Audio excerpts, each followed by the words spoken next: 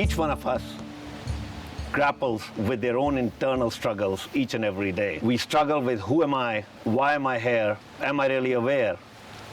Not me. Today I'm here at the Serene Isha Foundation, wherein I genuinely feel at peace with myself. I'm here with the Doyen who has inspired, illuminated the lives of millions of people across the world, Shri Sadhguruji. Hey, Doyen means that makes me very old. Why are you saying such things, huh? Sadhguruji, what does your typical day look like? Oh, I haven't had a typical day in a long time because every day, pandemic has a little made me sleep at home. Otherwise, in the last nearly 30+ years, I have not stayed home for more than 3 to 4 days at a stretch. If I sleep on the same pillow 2 nights, it's a luxury. So, there has not been a typical day for me to figure out what is a typical day. Every day is insanely out of whack. I keep the situations insane and I myself sane. How's that? Sadhguruji, all of us, millions of us across the world have you to answer our questions. What about you? Who do you go to when you're searching for answers?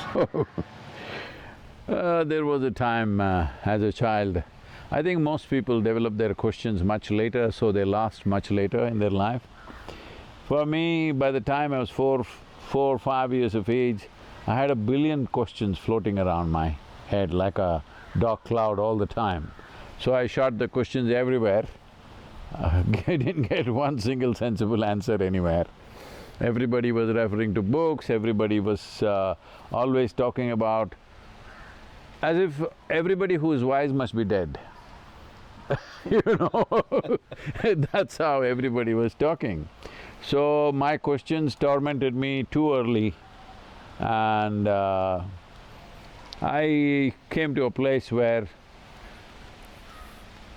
my question machine was handled. So I don't suffer any questions anymore, I'm crystal clear. That is, I developed a way of looking at life that if I look at something intensely enough, it's very clear to me what it is. It doesn't matter what is the opinion around, it doesn't matter who thinks what, it doesn't matter what information I have in my head, but I see things just the way they are. Because this is what I'm trying to bring to people, not a philosophy, not an ideology, but just clarity, just being able to simply see things the way they are. Because this is what is most valuable, that you must… if you see everything the way it is, how to navigate that situation is a question of competence, question of various things available to you at that given moment. But you see it very clearly the way it is, not as an opinion, not because you like it, not because of who you are, simply for what it is. So I don't suffer questions anymore. Wonderful. Get up and walk a bit. Sadhguruji, what has amazed me, I've been here now for… this is my 2nd day here, and one thing that really connected with me was your connect with the youth. You are contemporary not only in your thinking but in terms of connecting with the current day youth today. How do you manage? Well, because I'm youthful, it's natural. I agree with that, absolutely. And see, the problem is, most people, their understanding today, unfortunately, of a spiritual person or a spiritual leader means, one thing is, he must have fallen out of a book, first thing. But spirituality is not about a book, that's called scholarship, all right? You read a book and you know the book, that's called scholarship, that is not called spiritual process. Spiritual process means within you, you have started experiencing life beyond the limitations of your own physiological and psychological processes. Right now, your questions, your confusions, your struggles are all just your psychological process, isn't it? So, essentially it means like this. You create a thought and then you suffer that. You create an emotion, then you suffer that. What is the logic behind this? Where is the intelligence, I'm asking? The only excuse we have, everybody is like this only. Everybody being like that doesn't make it any better or any more intelligent. So spiritual process means this, that you're above your own physiological and psychological processes. Once you're above your physiological and psychological processes, you're beyond suffering, because you have only two types of suffering, physical and mental. Do you have any other suffering? Does anybody know any other form of suffering? No. Oh, some people believe they'll go to hell and suffer, that's their choice. Because they have suffered so much here, they have extended it beyond that also. Generally, death is a relief from all this nonsense but they think they will suffer beyond also, that's up to them. But essentially, there is only physiological and psychological suffering, isn't it? Absolutely. So if you are a little above that, if you create a little space with that, this is the end of suffering. Once you're free from suffering, only when you're free from suffering, will you dare to walk full stride in your life. Otherwise, right now people's idea of life is, if they're 1 inch faster than the person next to them, they think they're a big success. No, success is not about being better than somebody. Unfortunately, we've set those standards. Here we are running a school where there's no competition, there's no marks, there's no grading. It is done for the teacher's sake, to understand how much to reach out to a particular child. But they will never know how they're graded, where they are. All of them will be nurtured. Because this is a very wrong way of putting one against the other. In the kindergarten itself, who is number 1, who is number 2, who is number 3? This is the end of it. I'm always aspiring how to be better than you. If I can't, I'm seeing how to make you worse than me. What kind of life is this? Unfortunately, we've built a whole world like this. So this is very important, that if you're above your… if there is no possibility of suffering if you become beyond suffering, then you can look at life just the way it is, not worrying about who is doing what, or somebody is doing better than me, worse than me. These concerns won't exist within you. Just this one thing happens to a human being, tremendous amount of one's intelligence and energy and capabilities are just available to do wonderful things, every human being.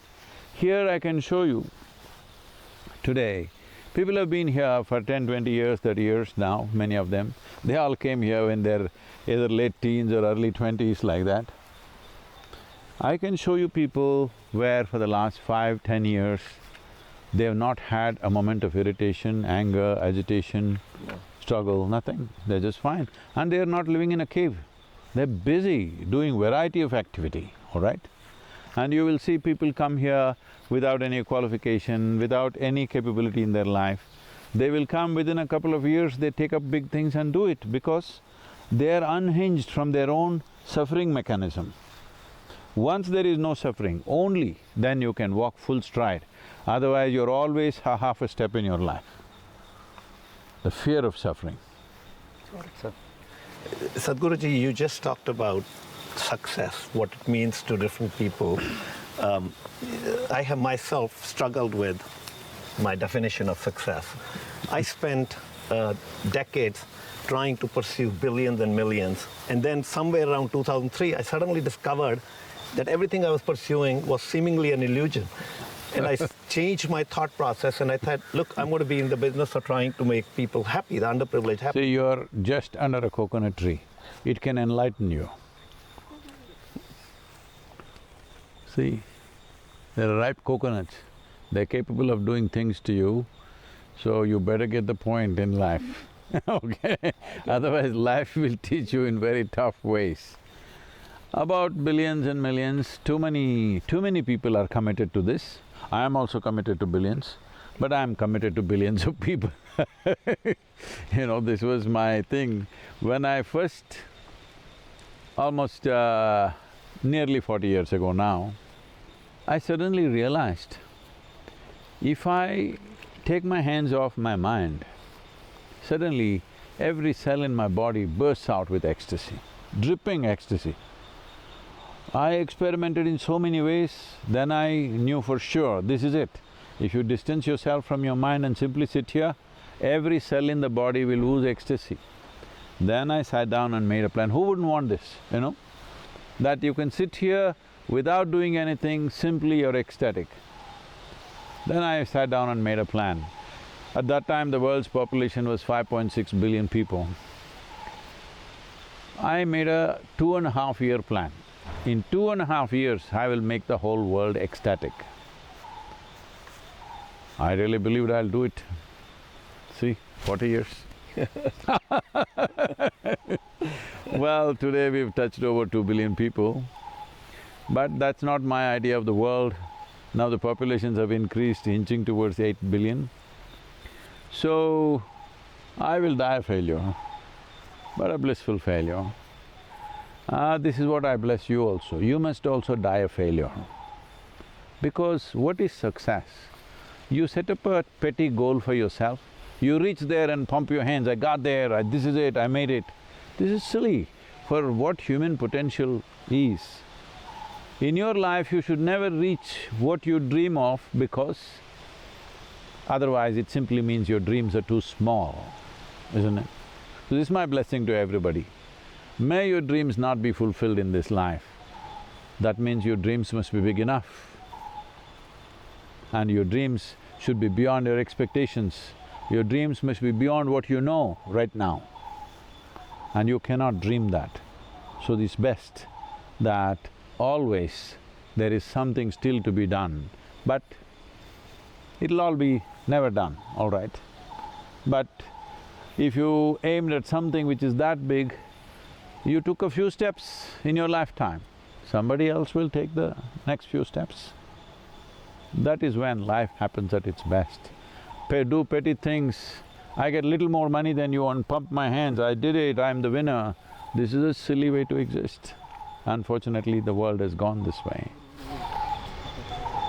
So Sadhguruji, in the corporate world, do you think the corporate world is doing enough? No, what is that other world?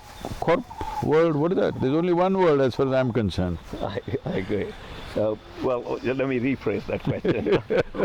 Do you think business leaders are doing enough in terms of trying to help the underprivileged, help the world? Do you think trickle-down economics will ultimately work? Do we need to do more? And if yes, what should we be trying to do to help the underprivileged, help the world become a better place? See, you cannot help the world to be a better place if you don't become a better human being. So what is a better human being? So you make billions of dollars and give out a few $1,000,000. Well, in the society, those who are in desperate need of money will think you're a very better human being because they got the money, all right? The money that they didn't have, they got it. So it's not good to judge people like this. Like, see, a soldier is out there to fight a war for his country, to protect his country. Well, does he go out of his way and kill people wantonly? Or does he kill just to the extent it's needed for the safety of his nation? There's a question mark, isn't it? But telling a soldier, you must be compassionate. Yes, when the enemy has fallen, you must be compassionate. But when the enemy is pointing his gun at you, you don't be compassionate, you need to fight because that's your job. Similarly for a businessman, he needs to generate profit, all right? Because this is a marketplace. We could have structured a world differently, but we have not. We have to work with the existing structures. This is a marketplace. The whole country the whole world is a marketplace right now. In everything people are thinking economics. Nobody is even discussing weather anymore, even in England. They're only talking about the stock market and the prices of the different stocks. So when the world has been built in this direction, now to say profit is bad all of you serve the society, give it out, do this, do that, that's individual, okay? Individual people can do what. I would say as long as you're paying your taxes and you're running the company well to produce something that's useful in the world, it's fine with me. I wouldn't insist that somebody should do something philanthropic. That is on a personal level. On the business level, no. I must tell you this, all our projects benefit hugely because of the CSR rules in the country. But I'm the one who always spoke against it. I said, building a school, building a hospital, building this, building that, if it is needed, it must be built as a business too. Or if that is not possible, it must be built by the government. Now, when I start the business, you say, okay, 30% tax. I agreed and I started the business. But the moment I start making money, you say 2% more, 2% more, 2% more. This is not a fair deal. Like this, you cannot sustain the world. You cannot sustain the goodness to continue if you do like this. Instead, you say, you run schools with no profit, no loss, but you run. If you can't run, hire an NGO or somebody who's willing to run, or even if you make profit in that, it's okay, run with good quality education. This is how it should be, because now you take a step towards a market economy kind of thing, but every 2 steps you hesitate and want to take a backward step. It's not going to work. Or you must become a socialist nation where, everything is for everybody. As an idea, it's a most wonderful idea, but unfortunately, we have not been able to work that, whatever reasons, all right? Human beings are still not there where they will simply share out of their love for each other.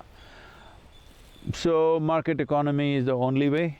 It is just that the administration should be constantly watching the businesses and make the necessary laws to see that everybody benefits from the success of large businesses. But you tell me one rule, when we start the game you tell me one rule, halfway through if I'm winning you make a different rule, this is not going to work. This is not going to work for anybody.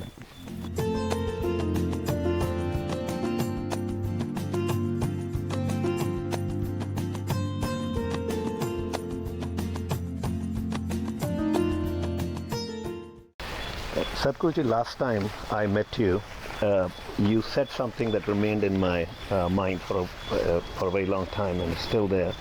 You said, it's spread love, not just compassion. Till that moment, I really always confused love with compassion. And it just occurred to me as you said it, that they seem that love and compassion are two different things in a way. And see, I really started the way compassion is understood. Today, a normal understanding of the word compassion is that it is kindness, right? Kindness is only valuable to a person who's fallen. A man who's standing doesn't want anybody's kindness, isn't it? Absolutely. If somebody's trying to be very kind to you, you don't like it. Only when you're fallen, you ask for kindness.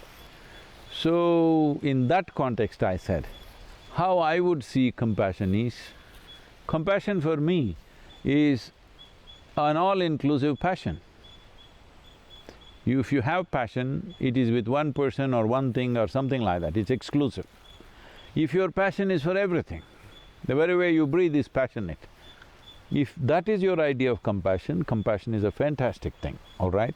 But right now people understand compassion as kindness. Kindness is not a good thing. It is only good when somebody is fallen. It's only good when somebody is weak. It's only good when somebody is subjugated in some way, you lift them, that is kindness. But that also can be done joyfully without making them feel they've been helped. I make sure around me, nobody feels that I'm doing anything good. I generally make myself brash, little arrogant and everything so that nobody feels I'm doing any good to them. But my whole life is committed to them, all right? It's very important that you don't make people feel indebted in some way. Because, oh, I've done all this for you, I've done all this for you, Everybody is doing, even the parents are doing this to children. They'll do whatever they do. See, for example, most couples, unless they're really mature and they have found something between themselves also, without children they won't last long. So, child is like gave a fresh lease of life to everything that they are. This new bundle of joy came into their life and they laughed, they sang, they did things they would never do, by then they'd become glum. But now the child grows up and starts doing their own things, what they want to do. If they're doing something life-damaging, of course you have to stop them. But if they're doing what they want to do and it's good for them, then you will say, hey, how much I did for you? You're not listening to me. So, this process has to go, because if it is out of your love, it's a privilege that you got an opportunity to do. If it's out of your kindness that you did, you're always keeping accounts of all the things that you have done, and one day you will pull out the list and put it in my face. Sadhguruji, I was reading about Save the Soil movement, the leadership that you've taken in that area worldwide. And I didn't know things like that. An orange, today the orange that we eat, the nutrition value in that orange, I need 20 oranges to match the orange nutrition value. 1 to 8. 1 to 8. Yeah. That amazed me. So do you feel that what can business leaders do to embrace what can the leadership do to embrace the soil movement? How can we contribute towards the Save the Soil movement? See, one thing is, in certain countries, a certain amount of agriculture is in the hands of the corporate or the business. But I'm not sure about the actual number, but out of 51 million square kilometers of land which is under plough right now, I doubt even if it's 5%. I don't know the number, I'm just saying that large corporations hold… How much land, agricultural land do they hold? I doubt if it's too much. Can't be more than 5% in my opinion, but I could be wrong. So, we are always looking at things like this. First thing we must decide is, are we doing something for our satisfaction, or are we doing something to find a solution? So if you want to find a solution, it is very important the farm or agricultural practices have to become more positive. That can only happen if this is instituted in the policy. It doesn't matter in whose hands the land is. Because generally we have found the individual farmer has destroyed the land significantly because of ignorance, because of his economic limitations. But in the large businesses who own agricultural lands, not everybody, but many of them have completely destroyed it because they're thinking in terms of input and output, okay? They are not looking at land with a certain involvement and engagement. They're not looking at land as life. It's taken me months of talking to all kinds of people to make them understand this is living soil. How is soil living? They think it's a bunch of chemicals. Soil is alive, replete with life. In fact, the very life that you are is a consequence of what's happening there. It's just a reflection. You're not the real life, that's the real life. This is a manifestation of that. Just because we are not rooted like a tree and we're walking about, we're missing the whole point. So it's taken months of endless amount of talking to people to make them understand this is a living soil. I think especially in corporations, that is completely missing. Individual farmers also it's missing, but because they live on the land, they know to some extent. Because most of them traditionally have lived on the land and they have a traditional experience. Even today if they have forgotten, they have that feeling for the land, they understand that there is this, a certain amount of life there. So understanding and bringing this back is important. So what can businesses do? As I said, the land that they hold is very small. They cannot do anything with somebody else's land. First of all, this is something I've been speaking for last 20 years. See, the businesses have this tag that they're ruthless, at any cost they will make profit, they don't care about a damn thing, anything around them happens. This tag has to go because businesses are growing in size. Many businesses are larger than a whole lot of nations in their budgets and stuff. When businesses are growing like this, see, if you look back on the history of this world, you can look at it this way. There was a time when the religious leadership dominated every nation, at least in Europe, in the West. Not so much here, but in the rest of the world. Later on, as military machines built up, then military leaders started dominating the world. But in the last 75 to 100 years, democratically elected leaders are dominating the world. They call all the shots. Well, it's just a question of another 25 years, you watch it, already it's happening, where the business leaders will call the shots as to how nations should be run, already beginning to happen in many ways. You can call it lobbying, this, that, but they're deciding a whole lot of things. But right now among the people, there is such mistrust about businesses because they think once they come there, they'll do just about anything to profit. So, somewhere the businesses have to transform themselves if they have to really seriously take this leadership into their hands, if they have to craft it. I would prefer businesses are in charge of the world, because one thing good about the business is, they are not discriminatory. It doesn't matter you are this religion, that race, this race, whatever, you want to sell your safety pin or your computer or your spacecraft to them, all right, whatever you make. Because business is kind of A, racial stuff, A, religious stuff, you know. That one massive problem will be solved if businesses dominate. But they have to shed this albatross that they're carrying around their neck, which is not completely without reason, that they are ruthless and they don't care about anybody else except themselves. This tag has to be shed. It's a generational thing. This generation has to strive for that. Many businesses have come forth, as I have also been mentoring various business leaders personally at many levels. Many of them are quietly structuring their businesses, not doing CSR, not doing philanthropy, but structuring their businesses in such a way it's beneficial for a lot of people. The simple thing is, everybody needs, a reliable workforce. It's not been done, a few people are, doing some things. Simple thing is, in India there are 700 plus districts. Aren't there 700 businesses in this country or outside which can take the education, skill development, the works of the population for one district? A whole lot of people can do it. Maybe they don't have the wherewithal to do it by themselves, they can always partner with somebody and do that. Money-wise, it's not big deal, but what will happen is that entire district's population will be loyal to you. You will get top-class, resource, human resource. Human potential can be developed in such a way, and I've spoken to the governments and everything that this standard education policy should go. We are already doing this in this school. Here, we have a few mentors, we still wanted to start a whole school like that. We have not been able to do it because, these schools, they just don't make money. We just spend on it because we are committed to a certain kind of education. In this large premises of nearly 70 acres plus, we have only 340 children. That's a limit I've set. We will not increase that number.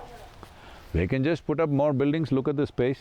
We can put up a lot of buildings and add if people had 70 acres in the city, 5 acres, they have 10,000 children, some of them, okay? So, because we are committed to a certain kind of education, certain quality and wanting to produce leadership, here we are doing this. Let us say we take out 12 children who are very good with mathematics. So we put a very high quality mentor for them. 80% of the time they do only math. Other subjects are all just relegated to just a small little bit. Because if you don't invest early on into what their aptitude is, simply studying everything that is no good for them is just going to block up and they'll make wrong choices when they come to the right time in their life.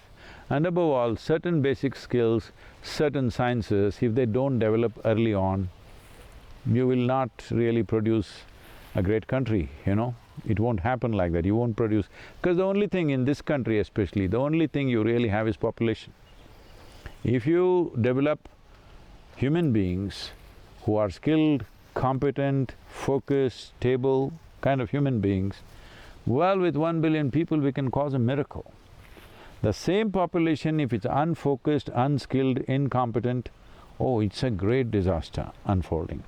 We're doing both, but I think in terms of enhancing the quality of the human beings, we have not done enough work.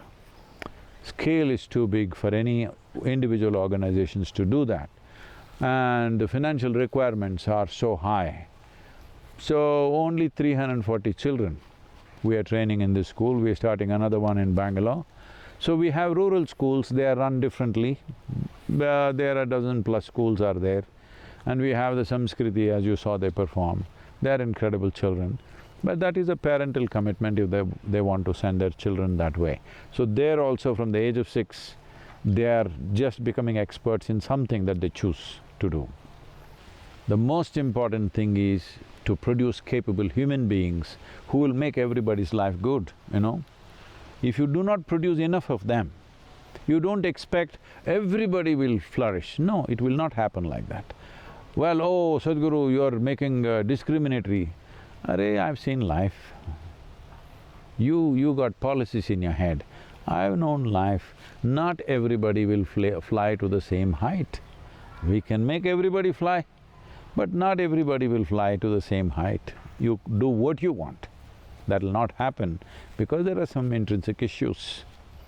So, investing in people who will naturally be a source of many things for the rest of the society is very, very important.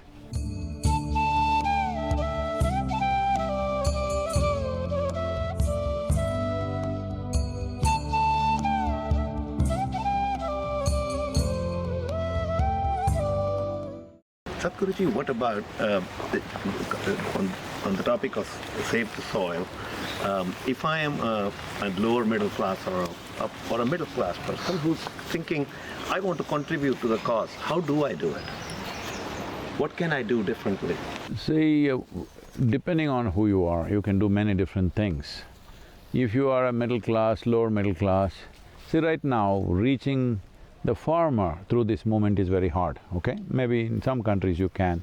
In this country, you cannot, because how many of them are on social media, how many of them have a reach? You can't go and knock on each door and tell them this. We will be doing that in some states where we have a connect. In Tamil Nadu, Karnataka, we will do that. But you can't do that across the country or across the world, definitely. You can't go knock on every hut in Africa and try to teach them how to do soil. So we right now focused only on policy change, because once it gets enshrined in the policy, it's for good, that's one aspect of it. Another thing is, slowly the needed budgets and the focus of the government will inevitably go that way. So, at this point, we just want people's voice to stand up and speak. From March 21st for 100 days, we want everybody to speak. Ordinary people who have no resource, they must use their voice. Those who have resource must help, or they must do it by themselves to enhance the message in the world. Because this is the first time in the history of humanity that we can stand here and talk to the entire world. Never before was this possible. Many great beings have come, but when they spoke, hardly 10 people could hear. This is the first time. At a time like this, when we have tools and technologies to reach the entire world, if we don't transform this world, it shows that we simply don't care enough. Sadhguruji, you're going to be riding a bike for 30,000 kilometers from London to… Kaveri. To Kaveri? Kaveri Basin. Is it to bring attention to the cause of saving the soil? What do you think you're trying to achieve through that? See, along the way, we fixed up appointments with various heads of state, agriculture ministers, environment ministers, and we have a policy document, a general policy document with special additions for each country. And I'm going there for 4 days, traveling to almost 8 to 9 countries, and we'll be signing MOUs with the thing. The MOU is just about this, that they're committed to look at the soil and ecology policy long term. We have written to 730 political parties in the world to make them understand they have to bring this into their political agenda, into their election manifestos, because we are going to move 3 to 3.5 billion people in the world. When 3.5 billion people, which simply means 60% of the world's electorate, is saying, yes, we are concerned about soil, if you're running a political party, you will be a dinosaur by not paying attention to that. So this is what we are trying to do. The idea of this motorcycle ride is just that. Tell me, if I go down, fly into different countries, do you think all these doors will open? No, they have to see that I'm staking my life a bit otherwise they won't open their doors. So till now the response has been fantastic actually from most nations. So, but now this Central Asian war is happening. Little people are distracted. Hopefully in the next few days it should come to some kind of agreement or settlement. If not a full settlement, at least slowdown of military operations should happen, I believe, in the next 4 to 5 days, when the forces have had their advantageous position. I think they will talk better to each other, probably. Hopefully it will stop at the earliest, because one thing is causing so much suffering to everybody. But at any cost, war is not an option. Nuclear weapons should never be an option. But unfortunately, major powers have not committed to, at some point, dismantling these nuclear weapons. Nobody's committed to it yet. So the question is always, you got it, so I won't keep it down. I got it, so you won't keep it down. Somewhere, I hope wisdom will arise in the immediate future, where we all agree and shelve these things completely. But that doesn't look like going to happen, because everybody is trying to take advantage of somebody. We are not seeing how to flourish together. We want to flourish at your cost. That's become the way of the world. So when it happens between two people, it may not make news, but when it happens between major nations, the level of suffering that you unleash… everybody believed after World War II nobody is ever going to start another war, because the suffering that the humanity took was such. People really believed after World War II there will be no wars, because we formed the UN agencies and everything. This is it. Just see how many wars have happened in 21st century. Since 2000, see how many wars in 22 years. Continuously wars. All big players involved in everything, right? So… Where is the world headed? And that's, Sadhguruji, my next question, which is, see the pandemic has happened, the COVID pandemic, and now we see a war. We just talked about war, the Ukraine war happening, and the world taking aligned positions, different parts of the world. And we as human beings, should we be worrying about our future, or where are we headed with this? See, if the issues are of real estate, issues are of a little bit of wealth or something, we can sit down, talk and settle something. Okay, I take this, you take that, we'll exchange something and manage. When the issues of endemic hatred, either because of race or religion or nationality, you found many reasons as to why you hate somebody.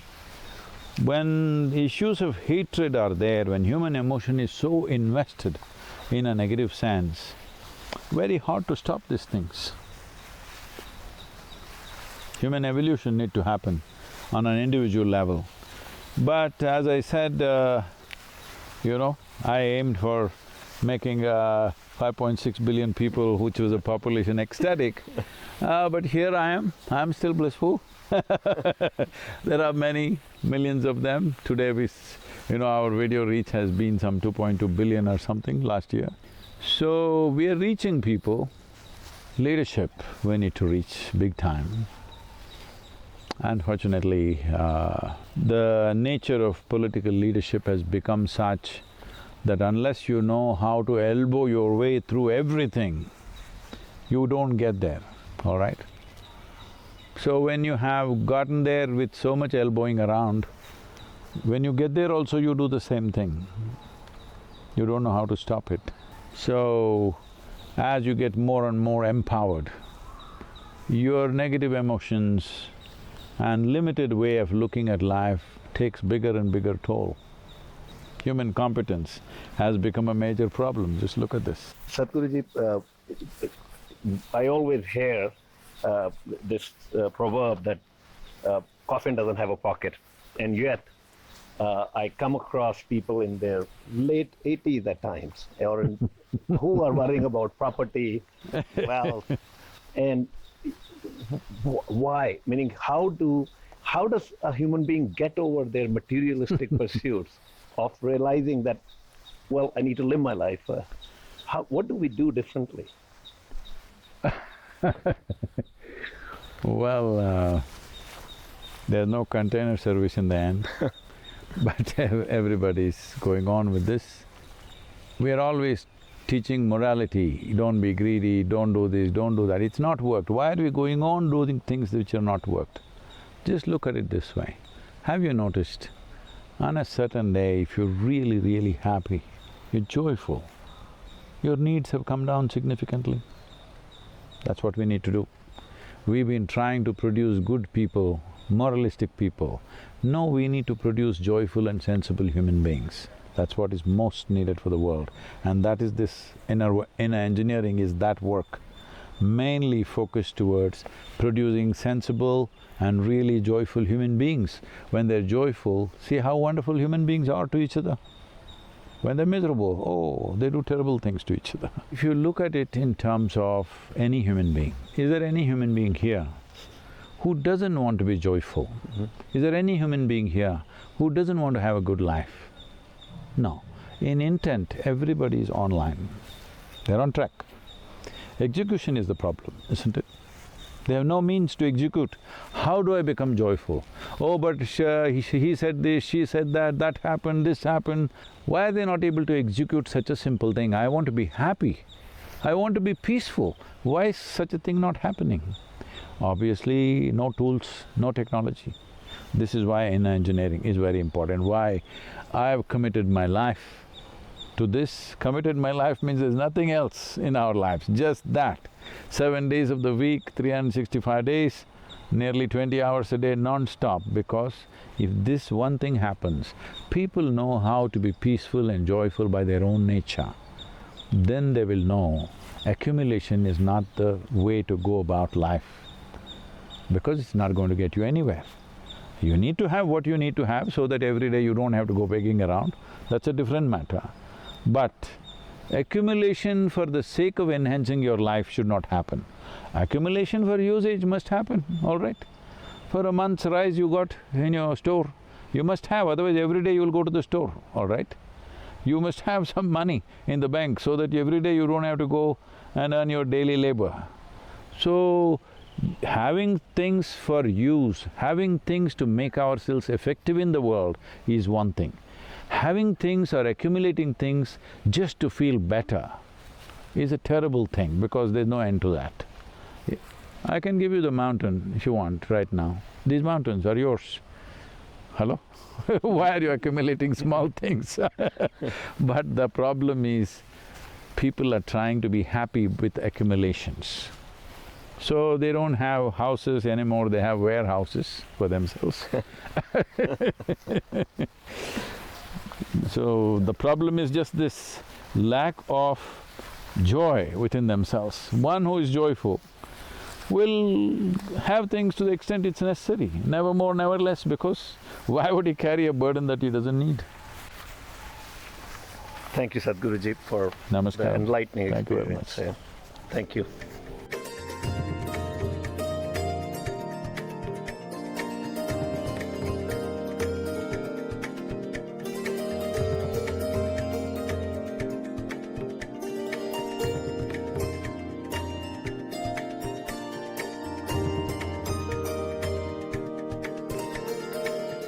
been a rather surreal experience just to be here to interview and speak to Sadhguru ji. I can just sum it up in a few words. This has been the most enlightening experience for me to be here.